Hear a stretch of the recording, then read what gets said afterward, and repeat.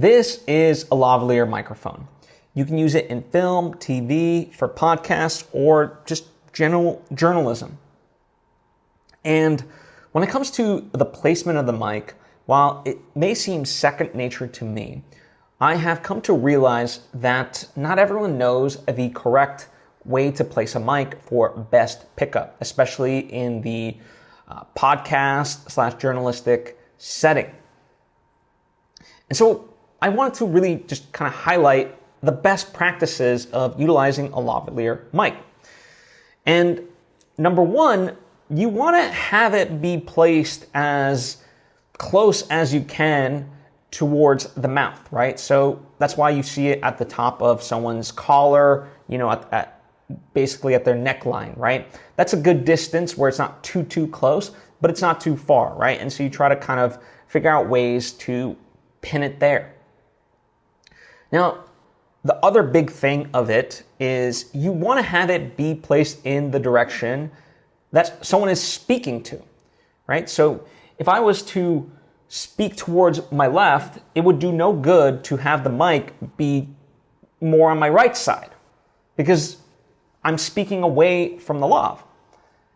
Now, again, that might seem so simple, but I wanted to share this because apparently it's not as obvious to people as I think it is.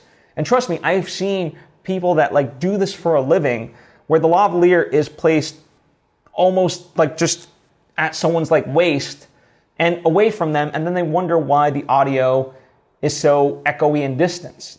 Well, that's why.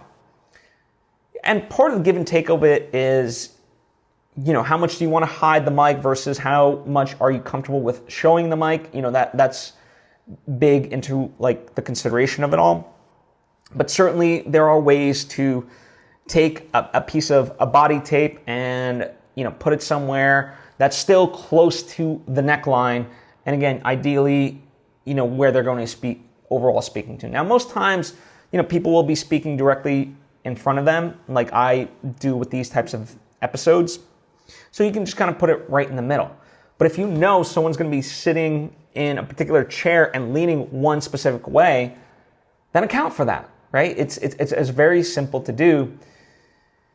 And as I said, you'd be surprised. And I think sometimes people just get embarrassed where, they just want to make it as simple as possible, and they don't want to be a nuisance to the guest or, whoever it may be. But it's at the end of the day, they want you to do your job properly, right? They want it to sound good. They're there for, an interview, a specific discussion, whatever it may be.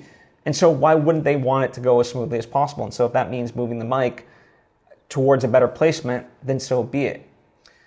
And it's why I've been, any success that I've had in my life, it's because I've not been afraid to step in and be like, hey, I just need to make an adjustment. So hopefully all those things help in terms of placing the lav better so you have greater pickup, and also to not be afraid that you can make that adjustment, if you notice something.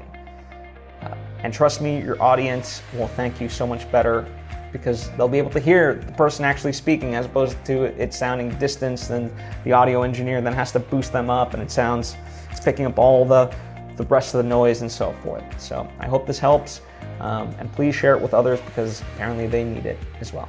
Thank you so much.